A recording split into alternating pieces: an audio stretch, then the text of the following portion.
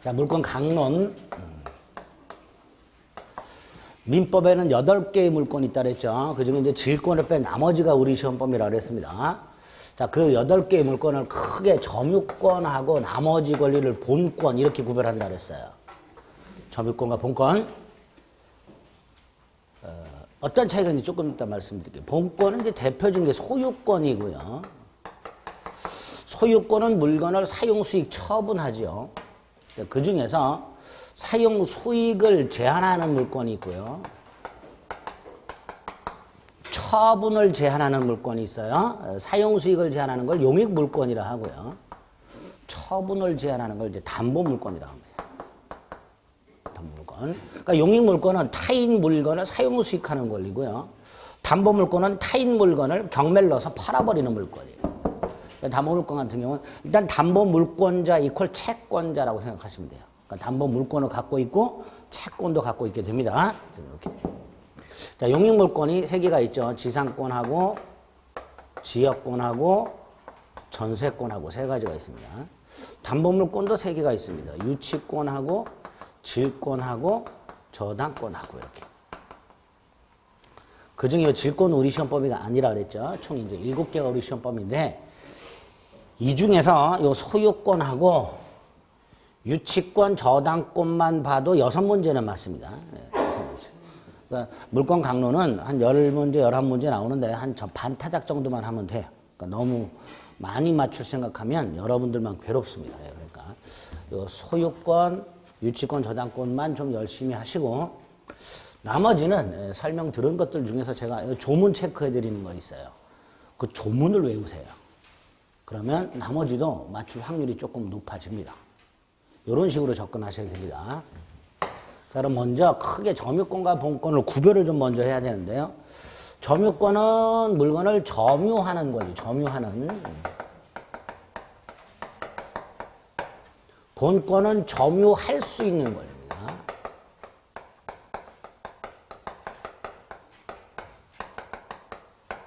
차이는 이 점유라는 건 물건을 사용 수익 처분하는 거예요. 사실상. 근데 이제 도둑놈을 생각을 해볼 거예요. 갑이란 놈이, 을이란 놈이 갑의 노트북을 훔쳐서, 을이 갑의 노트북을 훔쳐가지고, 을이 그 노트북을 사용하고 있다. 그게 점유예요. 근데 그 도둑놈은 남의 노트북을 훔쳐서 사용하는 게 정당해요? 부당해요? 부당하죠. 부당하죠. 그 사용 수익을 정당화시켜주는 권리가 본권이에요. 그러니까 도둑놈은 도둑질한 물건을 사용하고 있으니까 점유권은 있어요. 하지만 정당하지 않으니까 뭐는 없다? 본권은 없다. 이렇게 됩니다. 점유권은 내가 어떤 물건에 대해서 정당하든 부당하든 그 물건을 사용하고 있는 게 점유권이고 그걸 정당화시켜주는 게 본권이다라고 생각하시면 돼요. 도둑놈, 점유권 있죠? 그러나 본권 없어요. 근데 내가 내 돈 주고 샀어. 그래 내가 지금 사용하고 있어. 그럼 나는 점유권도 있고 뭐도 있어요? 본권도 있겠죠. 그래서 점유권과 본권은 전혀 별개의 권리라는 걸 먼저 염두에 두시면 돼요.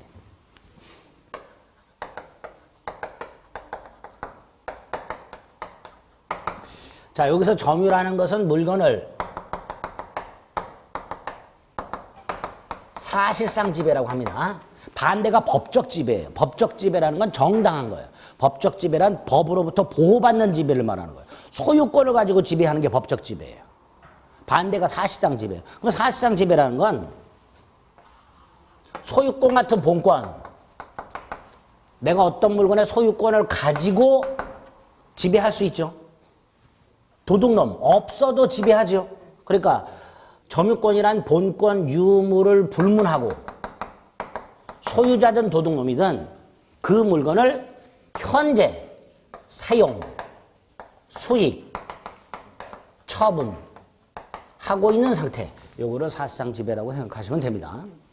두 번째, 요 사실상 지배여서 꼭 하나 기억하실 게 있어요. 미리 이거 따로 기억하세요. 갑수의 땅에 을이 건물을 갖고 있어요. 을이 건물을 소유하고 있어요. 이때요 부지, 건물 부지. 이 건물 부지는 현재 누가 사용하고 있어요? 건물 소유자가 건물을 세워가지고 소유자가 땅을 사용하고 있죠. 건물 소유자가. 그러니까 건물 소유자가 점유하는 거예요. 이거 꼭 기억해 두셔야 돼요. 건물의 부지는 누가 점유한다? 건물의 소유자. 건물의 소유자. 자, 두 번째, 이렇게 물건을 사실상 지배만 하면 점유권이 인정이 됩니다. 우리 민법은. 소유권이 있는지 없는지를 따지진 않아요. 있을 수도 있고 없을 수도 있습니다. 따지진 않아요. 자, 그런데 예외. 관념적 점유라고 물건을 사실상 지배를 하는데도 점유권이 인정이 안 되는 경우하고 물건을 사실상 지배하는데도 점유권이 인정이 안 되는 경우하고 사실상 지배를 하지 않는데도 점유권이 인정되는 이런 경우가 있더라고요. 이런 이제 싸잡아서 관념적 점유라고 하는데 첫째, 상속인 점유 생각을 해볼게요. 갑이 1월 10일 날 사망을 했고 을이 상속을 받았는데 상속이란 건 갑이 가지고 있는 모든 권리와 의무를 포괄해서 일괄해서 넘겨받는 거예요. 그렇죠?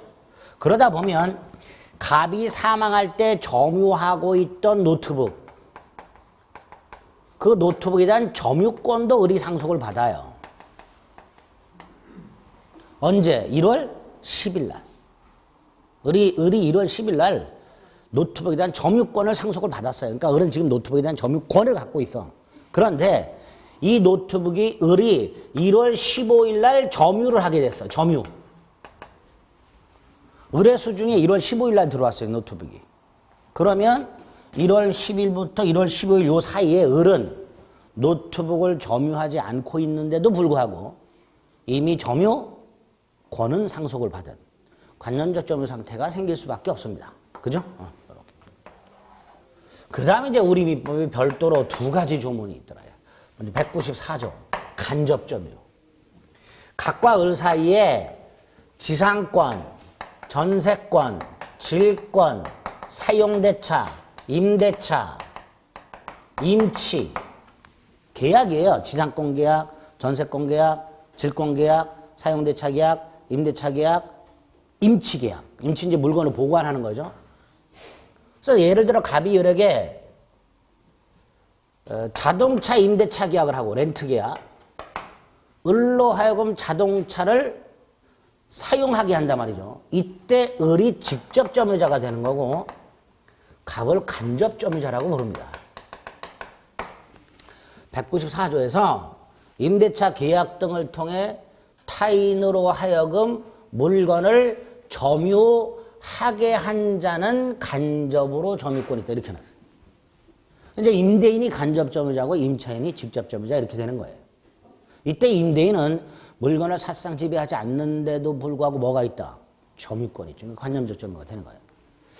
자, 첫째, 자, 물건은 하나인데요. 점유가 두 개죠? 그죠? 물건은 하나인데 점유가 두 개예요. 직접 점유, 간접 점유. 이걸 중첩적 점유를 합니다. 점유는 중첩적으로 있을 수 있다, 없다? 있다. 이렇게 되겠죠. 두 번째, 간접 점유자와 직접 점유자 사이에 평등한 계약 관계가 존재해요. 평등한 계약 관계. 요거를 점유 매개 관계라고 하고요. 직접 점유자를 점유 매개자라고 합니다.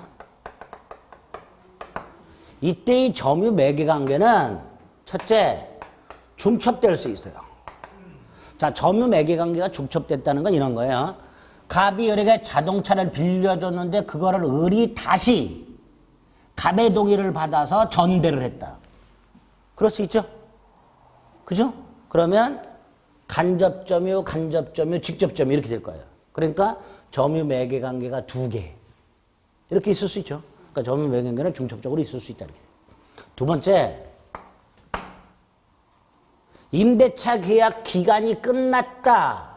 그럼 임대차는 효력이 상실됐죠. 그런데 반환하지 않고 있다. 그래도 여전히 간접점유, 직접점유죠. 그러니까 점유 매개 관계는 반드시 유효할 필요는 없다. 이렇게 되겠죠. 그러니까 유효도 되고 무효여도 돼요.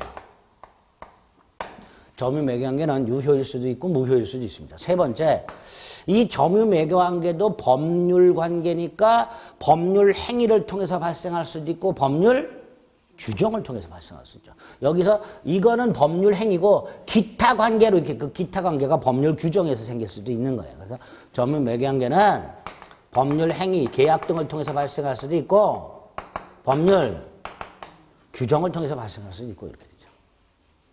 네 번째, 나중에 임대차가 끝나면 갑은 계약에 의하여 반환 청구할 수 있죠. 간접 점유자는 직접 점유자에 대해서 이 점유 매개 관계에 기초하여 점유 매개 관계가 계약 관계잖아요, 주로. 그죠? 그 계약 관계에 기초한 뭐를 할 수 있다? 반환 청구할 수 있다. 이때 직관적으로 봤을 때 갑의 권리와 을의 권리, 저 자동차에 대한 갑의 권리와 을의 권리 어떤 게 더 커요? 갑의 권리가 더 크죠? 갑은 소유권을 갖고 있는 거. 그러니까 이렇게 말을 해요. 간접 점유자의 권리가 직접 점유자의 권리보다 더 포괄적이다 이렇게 말을 해요. 간접 점유자의 권리가 더 크다 이런 뜻이에요. 간접 점유자의 권리는 소유권이고 직접 점유자의 권리는 임차권에 불과하니까 간접 점유자의 권리가 더 포괄적이다. 이런 말. 이 점유 매개 관계에서 이 정도 내용들이 이제 머릿속에 떠오르시면 돼요. 그지 이제 이런 것들이 간혹 나옵니다. 중첩적으로 있을 수 있다 없다.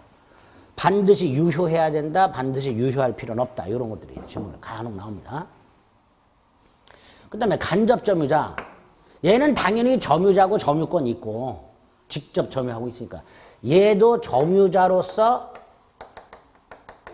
점유권이 있고 점유권이 있으니까 점유권에 기초한 물권적 청구권, 점유물 반환 청구권, 점유물 방해 제거 청구권, 점유물 방해 예방 청구권 있겠지. 그걸 점유보호 청구권이라고 해요. 하지만 자력구제권이라는 건 없어요. 자력구제권은 내가 현재 물건을 누군가한테 뺏길 때 내 힘으로 안 뺏기는 걸 자력구제권이라 하는데 간접 점유자는 현실적으로 뺏길 일은 없죠. 그러니까 자력구제권은 없다 이렇게 얘기를 하게 됩니다. 그리고 요거 점유보호 청구권. 요 점유보호 청구권은 세 가지가 있어요. 점유물 반환 청구권 204조, 방해 제거 청구권 205조, 방해 예방 청구권 206조 세 가지가 있는데 그 중에 점유물 반환 청구권입니다. 204조 점유물 반환 청구권을 뒤에서 볼 건데 점유물 반환 청구권을 행사하려면 점유를 뺏겼을 때 행사할 수 있도록 되어 있어요. 점유를 침탈당했을 때. 그래서 갑이 을에게 자동차를 빌려줬는데 그 자동차를 제3자가 뺏어갔어. 이렇게. 그럼 당연히 을은 점유를 침탈당했으니까 점유물 반환 청구할 수 있죠. 을은. 갑도 할 수 있도록 해놨어요. 갑도. 직접 점유자의 점유를 누군가가 침탈했을 때 갑이 이렇게 물건을 빌려줬는데 그 물건을 병이 뺏어갔을 때 을뿐만 아니라 누구도 갑도 반환 청구할 수 있도록 되어 있는데 여기 207조가 있어요. 여기 207조를 이해하셔야 돼요. 갑은 병에 대하여 을에게 반환할 것을 청구할 수 있도록 되어 있어요. 을에게. 아직 갑의 간의 임대차가 끝난 게 아니니까 을에게 반환할 거라 이렇게. 근데 을이 반환받기를 원하지 않거나 반환을 받을 수 없을 때는 자기 자신에게 반환할 것을 청구할 수 있도록 되어 있습니다. 이 207조. 자, 요 207조가 요렇게 지문이 나온 적이 있습니다. 우리 시험에서. 갑은 병에 대하여 을 또는 자기 자신에게 반환할 것을 청구할 수 있다. OX. X죠. 을 또는 자기 자신이 아니죠. 먼저 을에게. 근데 을이 반환받기를 원하지 않을 때 나에게. 이렇게 돼 있단 말이에요. 이 207조를 좀 이해해 두셔야 돼요. 두 번째. 병이 을의 점유를 침탈한 게 아니라 을이 스스로 인도했어요. 을이 갑의 동의 없이 전대를 하든 갑의 동의 없이 팔아먹든 을이 스스로 병에게 자동차를 넘겨줬습니다. 이건 침탈이 아니지요. 따라서 을뿐만 아니라 갑도 병에 대해서 점유물 반환 청구할 수 없다가 됩니다.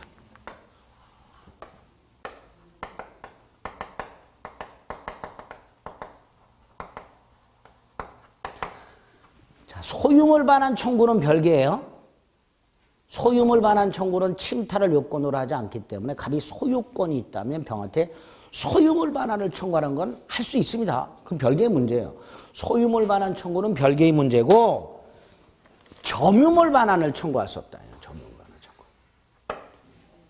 207조하고 요거하고 두 가지를 꼭 좀 기억을 해두셔야 돼요. 간접점유에서. 세 번째가 점유 보조자라고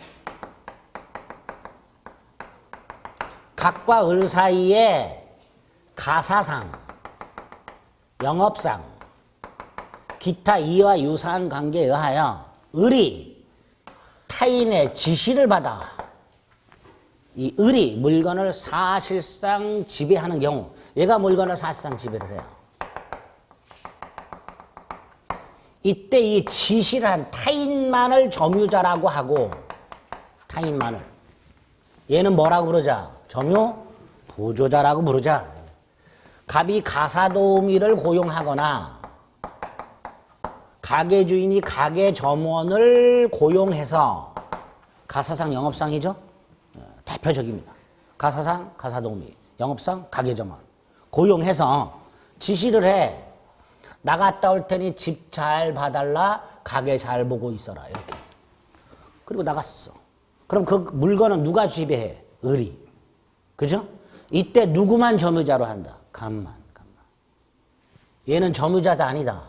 아니다. 물건을 사실상 지배하지만 점유자가 아니다. 따라서 뭐가 없다? 점유권 없다. 점유보호청권 없다. 그런데 누가 와서 물건을 그냥 가져간다. 그걸 막아야 되죠. 그 가만히 지켜봤다가 나중에 갑한테 욕먹겠지. 그러니까 자력구제권을 행사할 수 있어야죠. 그래서 이 간접점유자의 지위는요, 점유보조자의 지위는 요 간접점유자의 지위하고 정반대죠. 정반대 지위가 있게 됩니다. 그리고 두 가지. 요거 뭐라고 부르냐? 지시, 요거는 평등한 계약관계, 요거는 지시명령 불평등관계, 점유보조관계 이렇게. 그 다음에 우리 지난번에 물권적 청권을 할 때요. 기억나실란가 모르겠네. 물권적 청권을 누가 누구에게 행사하는가 대원칙이 있었어요. 누가 행사했지? 현재 물권자가. 누구한테 했지요? 현재 점유자에게. 이게 대원칙이었어요. 기억나세요? 나요? 한두 분만 기억이 날 거예요. 물권적 청권 대원칙. 현재 물권자가 현재 점유자에게. 근데 이게 점유자에 아니에요. 아니잖아. 그러니까 점유 보조자를 상대로 물권적 청권 행사할 수 있다 없다? 없다 말이죠. 즉 점유 보조자는 물권적 청구권의 상대방이 아니다. 이게 잘 나와요. 지문에. 어쨌든 점유 보조자는 점유자가 아니라는 사실. 뭐 요 정도. 그래서 저 관념적 점유에 대해서는 간접 점유가 제일 중요하고 마지막에 말씀드린 이런 것들을 좀 주의해서 봐주시면 됩니다. 세 번째, 이 점유의 태양이라는 게 나온다. 자, 점유의 태양이 뭐냐? 자, 지난주에 봤던 249조를 떠올려 봅니다. 갑이 노트북을 훔쳐가지고 을한테 팔아서 점유를 넘겨줬다. 인도했다. 인도가 점유이전이죠. 그래서 을이 노트북을 점유한다. 자, 을은 노트북을 점유하니까 무슨 권이 있다? 점유권이 있다. 일단. 그런데 돈 주고 샀으니 소유권을 취득해야 된다. 근데 문제가 생겼다. 갑은 소유권이 있다 없다? 없지요. 을이 돈을 주고 샀다는 건 갑으로부터 소유권을 승계 취득했다는 건데 갑에게 소유권이 없으니 도둑놈은 물건만 훔친 거지 권리까지 훔친 건 아니라 그랬어요. 그러니까 을은 갑으로부터 노트북 소유권을 승계 취득할 수가 없단 말이죠. 없는 권리 어떻게 넘겨줘요?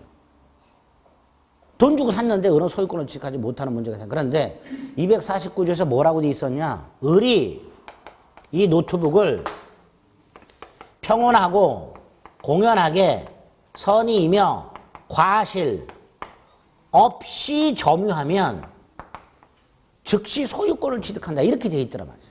249조가. 이때 요게 뭐냐 도대체. 요거를 점유태양이라고 하는 거예요. 그래서 우리 민법은 물건을 점유하면 점유권을 당연히 인정해 주면서 and 어떻게 점유하느냐에 따라서 그 점유의 모습이 무엇이냐에 따라서 어떻게 점유하냐에 따라서 별도로 소유권을 취득한다든가 과실을 수취한다든가 무주물 소유권을 취득한다든가 손해배상 액수가 달라진다든가 이런 별도의 법적 효과를 인정하고 있어요. 우리 민법 곳곳에서. 그런 걸 싸잡아서 점유의 태양이라고 하자. 이렇게 점유태. 그 중에 하나 지금 예를 든 거예요. 두 번째, 그럼 어떤 유형이 있냐? 총 6개가 있습니다. 첫째, 어떤 물건을 점유할 때 소유의 의사를 가지고 점유하는 게 있어요. 이걸 자주점유라고 합니다. 소유의 의사가 없는 게 타주점유라고 해요. 또 도둑놈 같은 경우에는 물건을 훔쳐서 점유할 때 내게 아니라는 걸 알면서 점유하죠. 악의 점유라고 해요. 반면에 물건이 똑같아. 내 물건하고 다른 사람하고 물건이 두 개가 똑같은 게 있어서 나는 내 건 줄 알고 점유를 시작했어. 내게 아닌데 이걸 선이라고 하죠. 본권이 없는데도 있다고 착각하는 거예요. 내게 아닌데도 내 거라고 착각하는 거예요. 이 선의. 근데 선의는 두 가지가 있죠. 선의 무과실과 선의 과실. 그죠? 선의는 둘로 쪼개진다고 그랬어요. 제가 분명히 선의 무과실과 선의 과실. 또 물건을 점유할 때 폭력을 써서 점유하는 경우가 있고요. 폭력을 쓰지 않고 점유하는 게 있어요. 폭력 점유 반대가 평온 점유. 남 몰래 점유하는 게 있어요. 은비. 남 몰래. 남들이 볼 때 점유하는 게 공연. 이따 소유권 취득 시효를 가면 5년, 10년, 20년 계속 점유가 나와요. 계속 점유. 중간에 점유를 중단하면 불계속 점유 이렇게 되겠죠. 이렇게 총 6가지 유형이 있고요. 그중에 이 왼쪽에 있는 점유태양에 전부나 일부를 갖췄을 때 권리를 취득하는 이런 효과를 인정해 줍니다. 그래서 왼쪽에 있는 걸 싸잡아서 하자가 없는 점유라고도 하고요.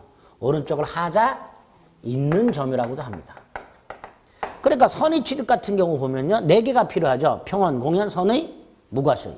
그러니까 을이 갑으로부터 노트북을 사가지고 넘겨받을 때 뒷골목에서 몰래 넘겨받았다면 을은 선의 취득이 인정된다 안 된다? 안 된단 말이죠. 그죠? 또 갑이라는 놈이 요새는 다 마스크를 쓰니까 안 되겠구나. 옛날에는 이게 또 통했는데 마스크를 쓰고 물건을 건네준단 말이에요. 그럼 이거 좀 의심스러워. 과실. 그 선의 취득 인정된다 안 된다? 안 된다. 이런 것들을 점유태양이라 합니다. 문제는 예를 들어서 이 노트북을 도난당한 피해자 병이 도서관에서 자기 노트북을 갖고 공부하고 있는 을을 발견해서 노트북 반환 소송을 제기했어요. 을은 돈 주고 샀으니까 순순히 안 주겠죠. 그러니까 갑하고 을 사이에 병하고 을 사이에 소송이 붙었을 때 을은 이렇게 주장할 거예요. 소송에서 나는 갑으로부터 노트북을 돈을 주고 샀고 앤드 평온하고 공연하게 선의이며 과실 없이 점유했다. 즉 선의 취득을 주장하게 됩니다.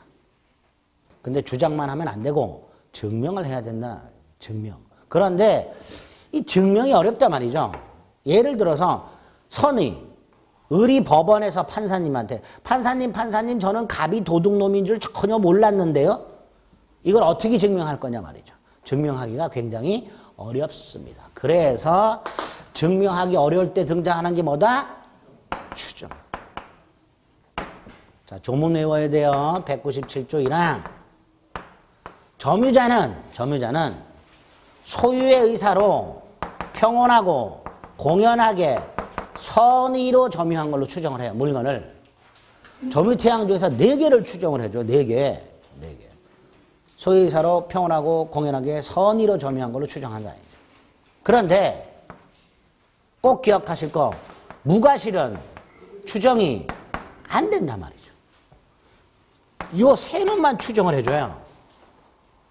무과실은 추정을 안 해준단 말이죠. 그럼 다시 일로 돌아오면 아까 을은 평원공연 선의 무과실을 증명했어야 되는데 요 세 가지는 추정이 되니까 을은 요걸 증명할 필요가 없지요. 그럼 뭐만 증명하면 돼? 무과실만 증명하면 된다. 이렇게 지문이 나오게 됩니다. 무과실 점유는 추정되지 않으니까 을은 소송에서 뭐만 증명하면 된다? 무과실 점유만 증명하면 된다. 이렇게 되죠. 또 하나는 198조 계속점유 추정.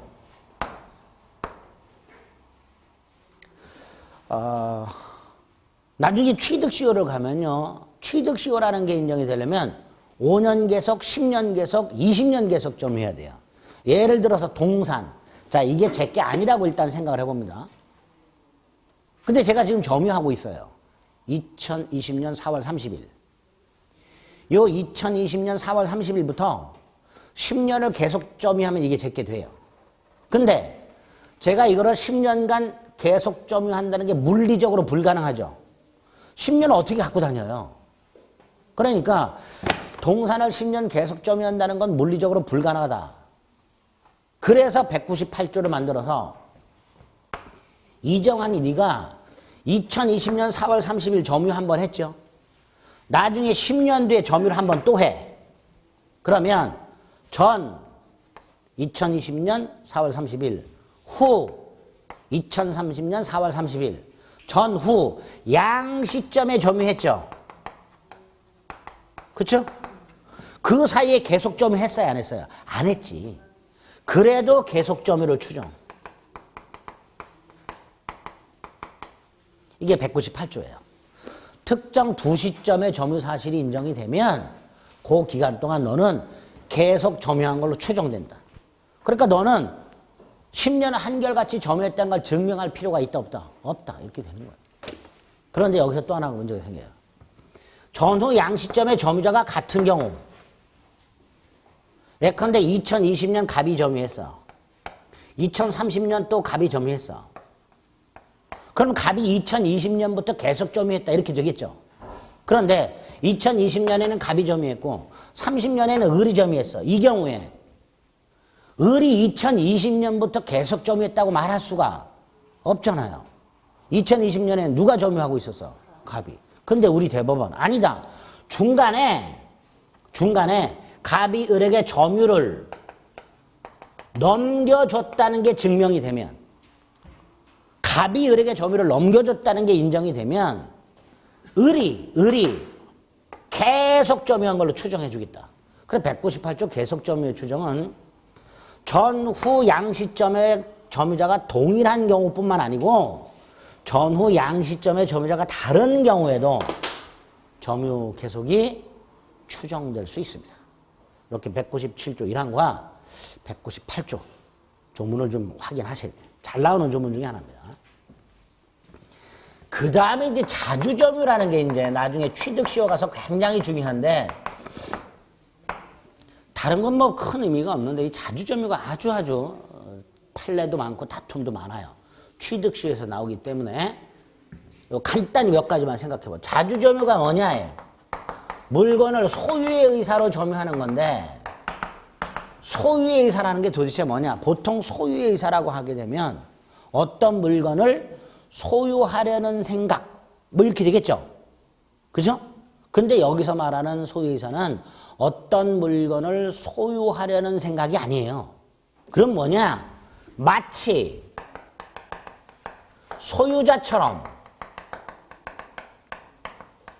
그 물건을 사용, 수익, 처분하겠다는 사실상 의사를 말해. 사실상 의사.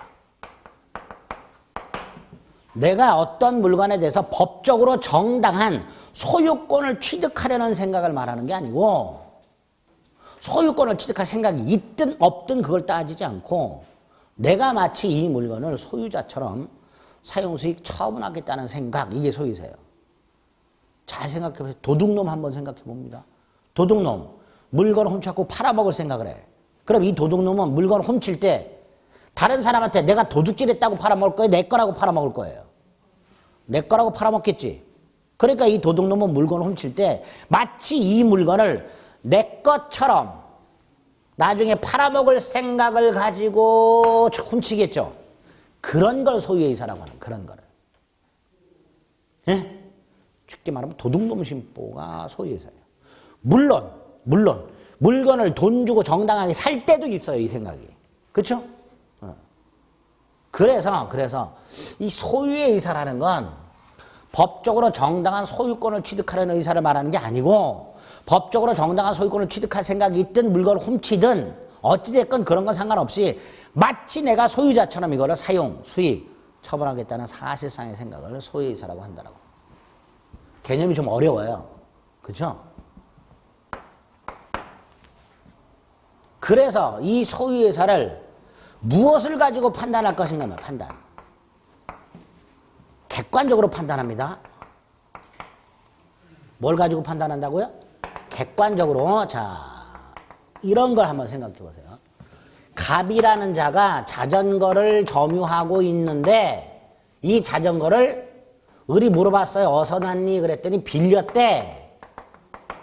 임대차. 자, 빌렸다는 건 물건을 빌릴 때 내가 이 물건을 마치 나중에 소유자처럼 팔아먹어야지 이런 생각이 있어요? 없어요? 없잖아. 그쵸?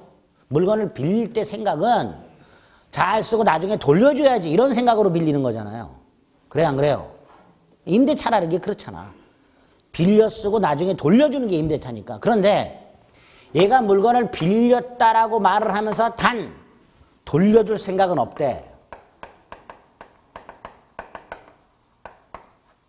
그러면 단순히 빌렸다는 사실만으로는 소유의 의사가 없죠. 근데 갑의 진짜 생각은 도둑놈 심보가 있죠. 그죠? 겉으로 드러난 계약만 보면은 소유의 의사가 없는데 갑의 생각을 들어봤더니 소유의 의사가 있더란 말이지. 그러면 이때 갑에게 소유의 의사가 있냐 자주점유냐 아니냐를 요것만 가지고 판단할 것인가 요걸 가지고 판단할 것인가 이 문제가 생기는 거예요. 그런데 이거는 객관적으로 확인 가능해요? 불가능해요? 불가능하잖아요. 그렇지 않아요? 갑의 머릿속에 들어가 볼 수도 없는 것이고. 그래서 우리 대법원은 객관적으로 확인 불가능 갖고 판단하지 마라. 객관적인 거 가지고 판단해라. 이거 가지고 판단하면 안 된다. 점유자의 실제 주관적 의사 가지고 판단하면 안 되고 점유자가 실제로 무슨 생각을 했는지 가지고 판단하면 안 되고 그 사람이 점유하기 전에 원인이 뭐냐, 매매냐, 임대차냐 그것만 가지고 판단해라. 객관적 원인만 가지고 판단해라. 그래서 매수인, 도인, 도둑놈을 말해요. 자주, 전형적인 자주, 임차인, 전세권자, 전형적인 타주 이렇게 되는 거예요. 이렇게 판단하는 거예요. 무슨 생각을 하고 있었는지 이건 안 따진단 말이지. 점유하게 된 원인이 뭐냐? 이것만 가지고 판단한다. 잘 나와요, 이것도. 객관적 원인 가지고 판단. 그런데 을이 갑한테 물어봤어. 자전거 어디서 났냐고. 샀다 그러면 자주가 되고 빌렸다 그러면 타주가 되겠죠. 근데 말을 안 해. 그러면 샀는지 빌렸는지 알아 몰라? 말 안 하면 모르죠. 모를 때 뭘로 추정? 점유 권원이 불분명할 때, 매매인지 임대차인지가 불분명할 때 뭘로 추정한다? 자주로 추정. 그러니까 점유자는 스스로 자신이 자주임을 증명할 필요가 없어요. 아까 말씀드렸죠. 그러니까 을이 갑에게 물어봤을 때 갑은 대답 안 해도 돼. 대답 안 해도 뭘로 추정이 돼? 자주로. 가만히 있으면 되는 거예요. 그게 자주로 추정되는 거예요. 문제는 갑이 대답 안 하니까 을이 한 번 더 물어봤어. 그래도 대답을 안 하니까 을이 목을 졸랐어. 대답을 하라고. 대답해 이 자식아. 갑이 손 넘어가기 직전에 빌렸다고 대답을 했어. 그럼 어떻게 될까요? 자주점유 추정은 깨진다. 이렇게 깨진다. 이게 문제야. 이게 판례가 깨진다 안 깨진다. 판례가 우글우글. 그런데 이거를 공부하다 보면 머리가 깨져요. 머리가 깨져. 자주점유 추정이 깨지는 게 아니라 머리가 깨져. 머리가. 그래서 여기까지는 안 봅니다. 여기까지만 생각하세요. 자주로 추정된다. 그 결과 점유자는 스스로 자신이 자주임을 증명할 필요가 없다. 그 다음에 나중에 반대 사실이 증명되면 자조유무 추정은 깨지는. 자, 깨지는 것만 봐도 머리가 깨지는데, 이 전환이 있어. 자주가 타주로 바뀌거나 타주가 자주로 바뀌는 전환이 있어, 전환이. 아우, 이거는 머리가 전환이 돼. 사람 머리가 아니라 짐승 머리로, 새 머리로 전환. 그러니까 그런 것까지는 보지 마시고, 자주에서는 요 정도까지만 생각. 점유태양은 일단 요 정도 생각해 주세요.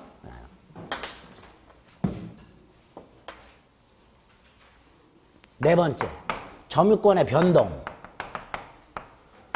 변동은 점유권을 취득하고 점유권이 변경되고 점유권이 소멸되는 것을 말할 거예요. 취득, 변경, 소멸.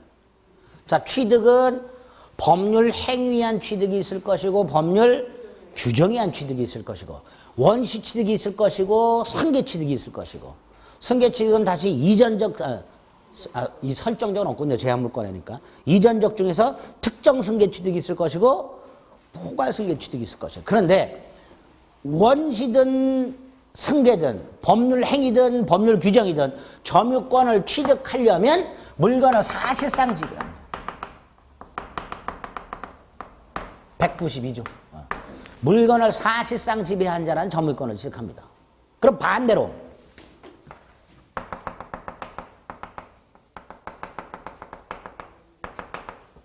사실상 지배를 상실하면 점유권은 소멸하겠죠. 그렇죠? 사실상 지배를 하게 되면 점유권이 인정되니까 사실상 지배를 상실하게 되면 점유권은 소멸하게 될 거예요. 그런데 이 사실상 지배를 상실하는 원인을 생각해 볼게요. 제가 이걸 점유하고 있었어. 근데 이걸 누구한테 건네줬어. 지배 상실했죠. 어디서 잃어버렸어. 지배 상실했죠. 뺏겼어. 지배 상실했죠. 사실상 지배를 상실하는 원인이 여러 개가 있어요. 근데 그 중에서 누군가의 침탈에 의해서 상실됐을 때, 뺏겼을 때, 요때는 204조가 있더라.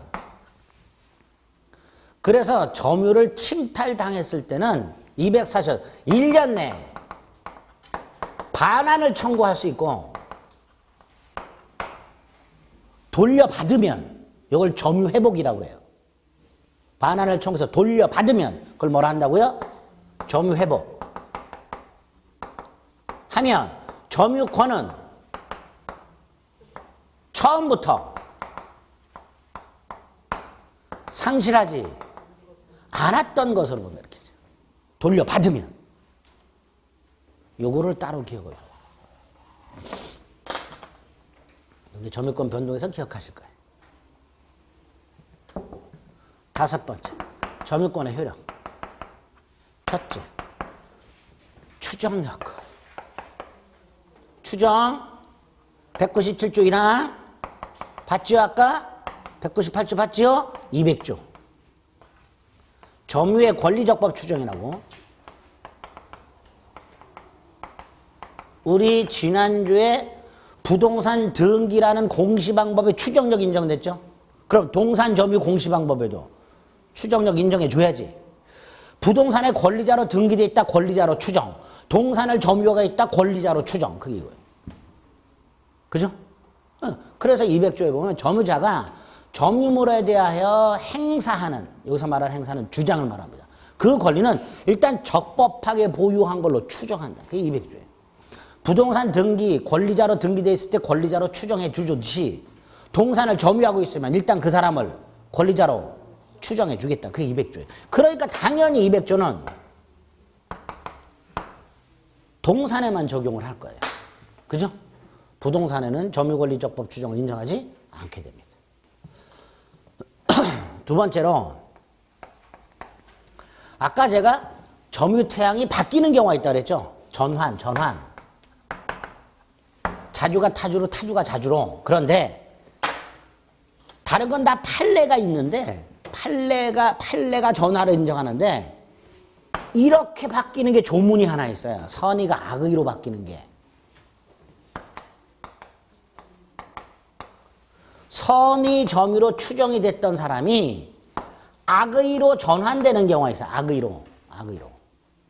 이건 이제 나중에 점유자와 회복자가 관계에서 볼 건데 선의 점유자가 본권 소송에서 패소를 하게 되면 그 소송이 제기가 된 때부터 악의로 바뀐다 이렇게 돼 있어요. 자, 일단 요 197조 2항 조문 자체가 잘 나오고요. 언제 바뀌는지가 주로 집중해서 물어보게 되는데 일단 조문 암기하시고 어떤 의미인지 조금 이따 말씀을 드리겠습니다. 점유태양의 전환 중에서 선의가 악의로 전환되는 조문이 하나 있더라. 여기까지 됐죠? 조금 이따 확인할게요. 요게 이제 제일 중요해요. 점유자와 회복자와의 관계가 점유권에서는. 자, 여기서 점유자는 일단 본권이 없는 사람이고요. 그 다음에 둘 사이에 아무런 계약 관계가 존재하지 않는 경우. 이걸 점유자와 회복자라고 관계라고 하는데, 갑의 자동차를 을이 훔쳐가지고 현재 사실상 사용 수익하고 있다. 갑의 땅을 을이 무단으로 사실상 사용하고 있다. 경작을 하고 있다. 이렇게. 이때 을 훔치거나 무단이니까 본권이 없죠. 그렇죠? 갑하고 을 사이에 아무런 계약관계가 없죠. 이때 갑은 당연히 자동차 되돌려 받아야 되고 땅 되돌려 받아야 될 거예요. 그게 점유자와 회복자야. 자, 자동차와 땅을 돌려받는 것 당연하고 플러스 과실수치 201조. 여기서 과실이란 것은 요 자동차나 토지 사용료 생각하시면 돼요. 사용료. 을은 갑수의 자동차를, 을은 갑수의 땅을 사용했죠. 당연히 사용료를 줘야 되지. 그거 말아. 사용료, 사용대가, 사용이익이라고도 합니다. 을은 갑에게 사용료를 줘야 되나 안 줘도 되나의 문제가 과실수치의 문제예요. 근데 201조에서 뭐라고 돼 있냐면 을이 선의 점유자라면 과실을 수취할 수 있도록 해놨다. 과실을 수취할 수 있다는 것은 사용료를 줄 필요가 있다 없다? 없다. 을은 이 땅을 사용한 게 부당이득이다 아니다? 아니다. 이 부당이득 반환할 필요가 없다.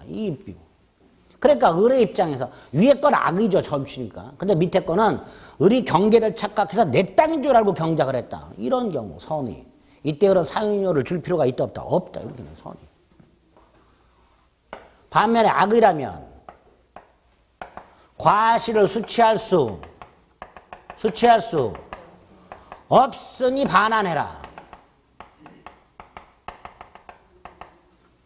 이렇게 되겠죠. 그렇죠? 근데 이 악의 점유자가 고의 또는 과실을 수취를 못했거나 소비를 해버렸다면 당연히 그 대가를 회복자에게 보상해야 되겠죠. 자, 여기서 끝나면 좋은데요. 요 놈하고 똑같은 놈이 있어요. 선인데 폭력으로 점유했거나 몰래 점유한 놈이 있다. 선인데 폭력금도고 뭐고 선인데 은비는 뭐냐. 자, 을이요. 경계를 착각해서 이 땅을 자기 땅이라고 철석같이 믿고 있어요. 선이죠. 근데 갑이 와서 땅 내놓으래. 을을 막 힘으로 몰아내 땅에서. 을이 안 되겠어. 갑을 두드렸어. 폭력. 무슨 생각으로? 내 땅이라고 생각하고. 내 땅이라고 생각 안 하면 물러나야 될 거 아니에요. 무슨 소리야? 내 땅인데. 오히려 갑을 폭력을 써서 을이. 철석같이 자기 땅이라고 믿고. 선이 폭력이죠. 그죠? 선이 폭력이 있을 수 있어요. 내 거라고 생각을 하고. 반면에 선의 은비. 을이 자기 거라고 철석같이 믿고 그 땅에서 내몰려는 갑을 두드러 패려고 했더니 이종 격투기 선수야. 못 때리지. 못 때리죠. 그래서 어물어물하다가 갑이 다른 데 갔을 때 몰래 계속 점유해. 선인데 은비. 뭐라고 생각하면서 내 땅인데 이러면서. 선이 폭력, 선이 은비가 있었을 때. 얘는 뭐하고 똑같다? 악의하고 똑같다. 과실을 수취할 수 없다. 그래서 과실을 수취할 수 있는 사람은 일단 조문에는 선의 점유자라고 돼 있지만 구체적으로 선의 평온, 공연점유자가 되는 거예요. 선의, 평온, 공연점유자. 여기 201조예요. 두 번째가 202조예요. 을이, 점유자가 고의 또는 과실로, 귀책 사유로 점유물을 멸실, 훼손시켰어. 갑이 자동차를 돌려봤는데 범퍼가 다 떨어졌어. 그럼 갑은 당연히 손해를 배상하라.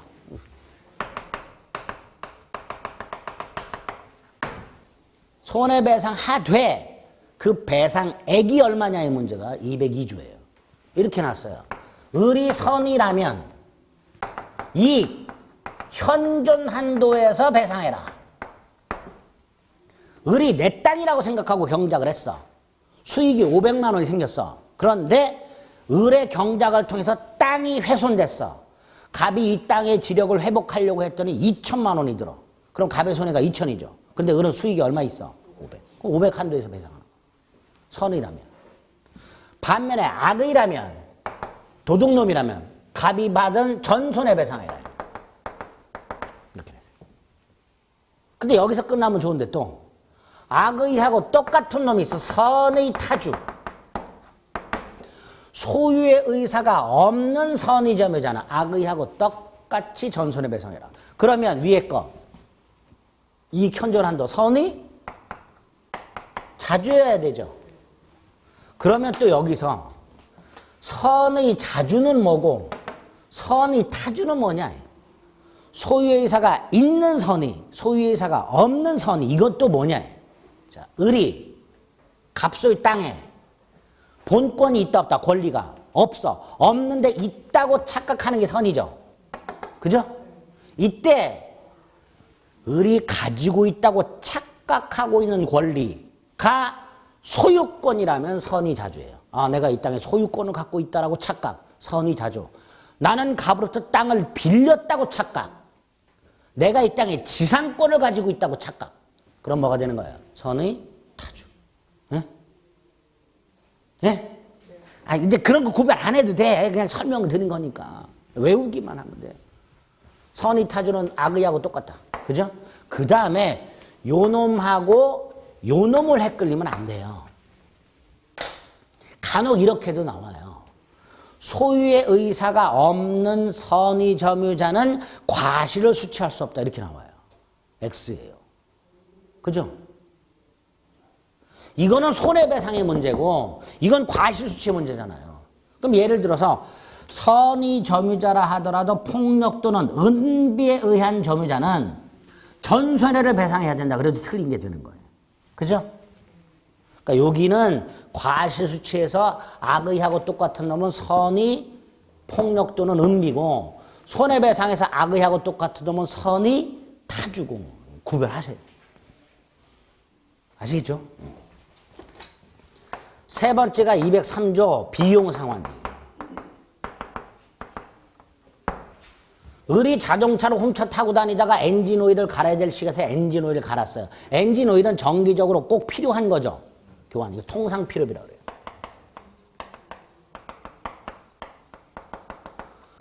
을이 몰고 가다가 깜빡하고 전봇대를 들이받아갖고 범퍼를 갈았어요. 자, 사고, 교통사고, 전봇대 들이받는 거. 통상적인 거예요? 특별한 거예요? 특별하죠. 을이 자동차를 찾고 썬루프를 200만 원을 주고 달았어요. 차값이 올라가죠. 썬루프 필요해요? 아니지. 유익비. 이거를 청구할 수 있는가? 있다. 선의든 악의든 자주든 타주든 묻지 않고. 그래서 우리 민법은 최악의 경우 도둑놈도 도둑질한 물건에 지출한 필요비, 유익비 상환을 청구할 수 있다. 이렇게 해석이 돼요. 선악 자타불문. 이게 첫 번째. 두 번째, 아까 선의 점유자는 뭘 수취할 수 있다고 그랬어요? 과실수취. 그죠? 이 사람은 필요비적에서 요거 청구 못해. 선의 점유자가 과실을 수취했을 때는 필요비 중에서 뭘 청구 못해? 통상필요비 청구 못한다고 그랬어요. 통상필요비. 그 다음에 유익비. 요 유익비는 목적물의 가액을 증가시킨 거죠. 자, 200만 원을 지출해서 300만 원이 증가했어. 200만 원을 지출해서 100만 원이 증가했어, 가액이. 그럼 지출액하고 증가액이 다르죠? 점유자 입장에서는 지출액을 청구할 것인가 증가액을 청구할 것인가의 문제가 생기는데 그건 점유자가 선택하는 게 아니라 회복자 선택에 쫓아. 누구 선택에 쫓아? 회복자의 선택에 쫓아서 지출액 또는 증가액을 청구할 수 있게 또 하나는 회복자가 요 유익비만은 법원에 청구해서 판사님 유익비가 너무 커요. 2달만 말미를 주세요. 그래라 상환기간 허여가 가능해요. 여유를 허락해요. 자, 이걸 어디서 써먹냐? 회복자가 비용을 안 주면 점유자는 유치권을 행사할 수 있어요. 뭘 행사할 수 있다고요? 유치권. 반환을 거절할 수 있어요. 야, 비용 내놓을 때까지 자동차 못 줘, 이렇게. 근데 나중에 유치권에서 보시겠지만 유치권이 성립하려면 변제기가 도래해야 돼. 뭐가 도래해야 된다고? 변제기. 근데 회복자가 법원에 청구해서 유익비 변제기를 2달 뒤로 미뤘어. 그럼 유익비는 아직 변제기가 도래하지 않았으니까 유치권이 성립하죠. 그죠? 이런 것들을 비용 상환 조건에서 확인하십니다. 이게 점유자와 회복자와의 관계. 마지막으로 제일 만만한 게 뭘까? 지우는 게 제일 만만한 게? 그래, 점유 보조자 제일 만만하다. 점유의 태양 너도 만만하다.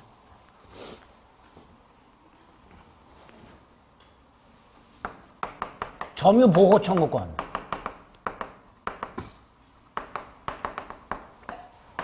점유권에 기초한 물권적 청구권.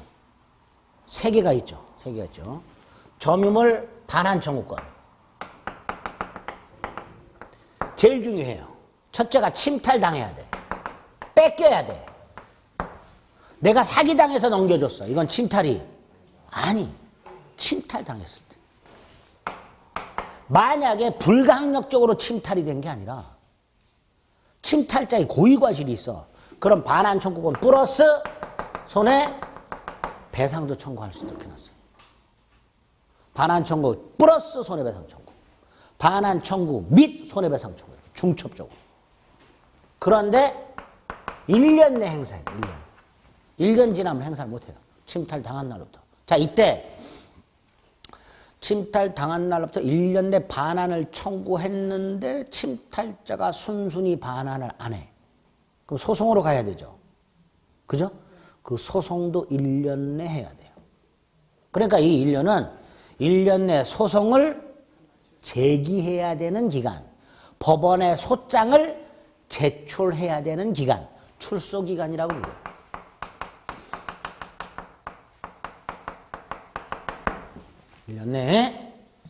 네 번째, 누구한테 해야 될까요? 자, 외웁니다. 제가 물권적 청구권은 대원칙이 현재 물권자가 현재 점유자라 그랬죠. 그런데 204조로 하면 상대방이 좀 구체화돼요. 침탈자, 뺏어간 놈, 침탈자의 포괄승계인, 뺏어간 놈의 상속인, 네? 그 다음에 악의의 특별승계인. 요 놈이 뺏었다는 사실을 뻔히 알면서도 돈 주고 산 놈. 요 세 놈. 점유물 반환 청구권의 상대방. 다시 한번. 점유물 반환 청구권의 상대방. 침탈자, 침탈자의 포괄승계인, 침탈자의 악의의 특별승계인. 여러분이 주무시고 있는데 제가 옆구리 쿡 찔렀어. 눈을 팍 뜨겠지. 그럴 때 제가 204조 상대방 그러면 탁 튀어나와요. 네? 주무시지 마세요. 툭 튀어. 침탈자, 침탈자의 포괄승계인, 침탈자의 악의의 특별승계인. 요 정도. 204조. 205조는 방해 제거 청구권이고 206조 주시면 방해 예방 청구권이에요. 자, 그런데 204조는 침탈 당했지요. 그렇죠? 그죠? 침탈자의 고의가 실성 반환 청구 및 손해배상 청구예요. 네? 방해도 마찬가지예요. 현재 방해를 당하고 있어요. 그래서 방해 제거 및 손해배상 청구예요. 근데 요거는 방해당할 염려만 있죠. 그래서 206조는 방해 예방 및이 아니고 또는 손해배상의 담보를 청구할 수 있다. 이렇게. 요거 조심하시고. 아직 방해를 당하진 않고 방해당할 염려만 있을 때는 둘 중에 하나를 선택하는 거예요. 그래서 이거 맨날 이렇게 나와요. 방해 예방과 함께 손해배상의 담보를 청구할 수 있다고 나와요. 틀린 지문이에요. 방해방 또는. 일단 점유권 오늘 요 정도. 아, 이것도 너무 많이 했다. 기본 뼈대만 잡으려고 했는데 너무 많이 했어. 자, 오늘 체크해드린 조문 위주로 한번 꼭 외워주시면 맞출 수 있어요. 234페이지는 그냥 잠안 올 때 한번 읽으시고요. 35페이지 맨 위에 192조 1항 2항이 있어요. 밑에 의의가 있고요. 양가로 2번에 동그라미 1번 기억이 있어요. 기억만. 한 장 넘겨요. 판례가 있어요. 건물의 부지는 누가 점유한다고요? 건물 소유자가. 그거 조심하시면 되고. 나머지도 잠안 올 때 읽으시면 되고. 오른쪽 봅니다. 점유 보주자가 있네요. 조문 확인하시고 양가로 1번에 의, 양가로 2번에 동그라미 2번 점유 보조관계. 다음 페이지 효과 동그라미 1번 판례는 됐고 동그라미 2번. 그렇게 간접 점유가 있습니다. 조문 확인하시고 밑에 의, 밑에 양가로 위에 성립요건과 관련해서 오른쪽 동그라미 2번 점유 매개관계 기억, 니은, 디귿. 양가로 3번에 동그라미 1, 2. 상속인의 점유는 조문만 일단 읽어주시고. 다음 페이지 점유의 종류. 네모 1번 자주타주. 양가로 1번에 의의 동그라미 1. 오른쪽에 동그라미 2에 기억. 니은. 첫 번째 줄 매매교환 증여 하나 추가 도둑놈. 니은 점유권원이 매매교환 증여 도둑놈 자주. 임대차 전세권 2개 타주. 거기까지. 그 다음에 동그라미 3번 자주로 추정 2줄. 그 다음에 4줄째 가서 따라서 점유자는 스스로 자신이 자주임을 증명할 필요가 없다. 거기까지. 그리고 나머지는 이제 지금 보시면 안 되고. 245 밑에 4절 네모 1번 점유권 취득 밑에 양가로 1번 원시 취득 있고 승계 취득 있고. 다음 페이지. 그죠? 원시 취득 있고 승계 취득 있고 뭐 이렇게 있더라. 그리고 오른쪽에 점유권의 소멸 양가로 1번.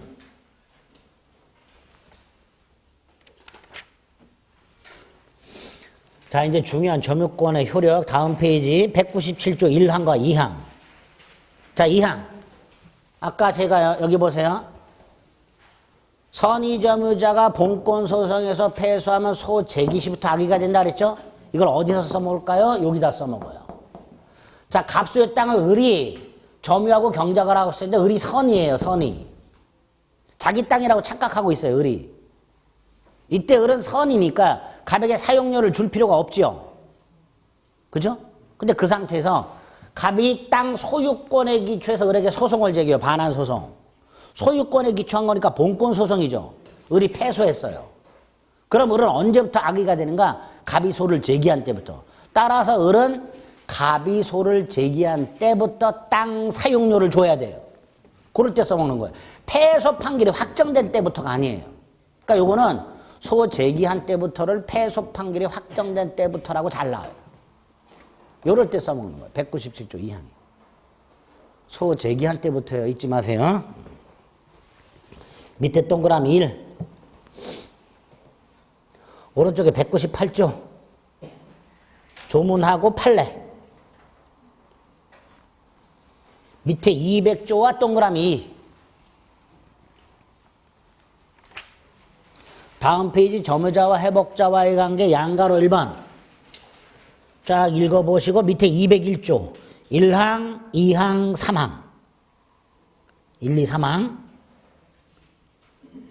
그리고 그 밑에 동그라미 1번 4줄 일단 그 4줄 250페이지 보고 있습니다. 가운데 양가로 2번 201조 조문 1, 2, 3항과 조문 박스 밑에 동그라미 1번 4줄 그거 체크해서 보시면 되고요. 오른쪽은 하단에 202조 조문만 확인하시면 되고요. 조문.